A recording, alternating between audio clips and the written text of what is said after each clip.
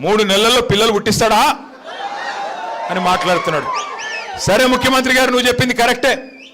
3 నెలల్లో పిల్లలు పుట్టారు, ఓకే, మేము కూడా ఒప్పుకుంటాం, మాకు కూడా తెలుసు, కూర్చున్న వాళ్ళందరికీ తెలుసు, రాష్ట్రంలో అందరికీ తెలుసు. 3 నెలల్లో పిల్లలు పుట్టపోతే పర్వాలేదు, కానీ 30 నెలల్లో పిల్లలు పుట్టపోతే నిన్నేమనాలి? మరి ఏమనాలన్నా? నేను అనట్లేదు.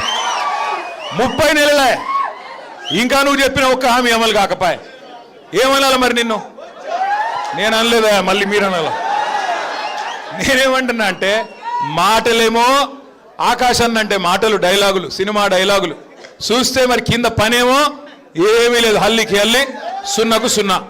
ఇక మీ ఉత్తమ్ కుమార్ రెడ్డి గారు ఉన్నారు, 6.5 ఫీట్లో 7 ఫీట్లో ఉన్నాడు. ఏమి లాభం?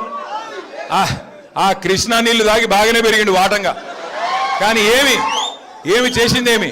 అప్పట్లో డైలాగ్ కొట్టినాడు ఉత్తమ్ కుమార్ రెడ్డి, మీకు యాదికుండాలా? ఏమన్నాడు? నేను కేసీఆర్ని దించేదాకా గడ్డమే దియ్యా అన్నాడు. నేను అప్పుడే చెప్పిన, గడ్డం పెంచుకుంటే సన్నాసుల్లో కలిసిపోతావు, ఏమి కాదు నీతోనని. ఈరోజు ఏదో అబద్ధ మాటలు చెప్పి ఇష్టం వచ్చినట్టు హామీలు ఇచ్చి అడ్డగోలుగా ప్రజల్ని భ్రమంలో పెట్టి తప్పిదారిన భాగ్యలక్ష్మి బంపడ్రా మాదిరిగా జాక్పాట్ కొట్టారు తప్ప మిమ్మల్ని నమ్మి జనాలు ఎవరు నిజాయితీగా ఓట్లు వేయలేదు, మోసపోయారు. ఇది వాస్తవం, నేను చెప్పట్లా.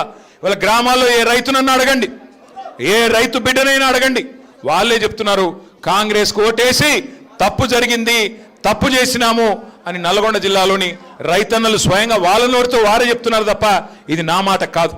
అట్లే ఇంకొక మాట నేను మీకు గుర్తు చేస్తా ఉన్నా.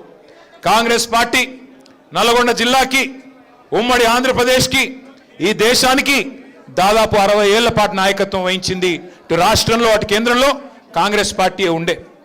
55-60 ఏళ్ళు నాయకత్వం వహించిన కాంగ్రెస్ పార్టీ 2014కు పూర్వం ఏం చేసిందయ్యా నల్గొండకి అంటే, ఒకవైపు మూసి నిండా మురికి నింపి ఒకవైపు గబ్బు లేపింది, మరొక వైపు మీ నల్గొండ జిల్లాలో దేవరకొండ కావచ్చు, మునుగోడు కావచ్చు, ఇంకా ఇతర ప్రాంతాలు కావచ్చు, మొత్తం ఫ్లోరోసిస్తో అస్తవ్యస్తం అయిపోయి దగ్గర లక్షలాది మంది మన పిల్లలు జీవోత్సవాల మాదిరిగా బొక్కల్లో మూలుగు చచ్చిపోయి చివరికి కాళ్ళు చేతులు వంకరగా పుట్టే ఒక దుస్థితి తీసుకొచ్చింది కాంగ్రెస్ పార్టీ. ఎన్నడూ మిర్యాలగూడ కానీ, సాగర్ కానీ, హుజూర్ నగర్ కానీ, కోదాడ కానీ, తుంగతుర్తి కానీ, సూర్యాపేట కానీ టైలెండ్ గ్రామాలకి ఎన్ఎస్పి ఉన్నా ఎన్నడూ టైలెండ్ గ్రామాలకి నీళ్లు కూడా ఇవ్వని పరిస్థితి కాంగ్రెస్ పార్టీది.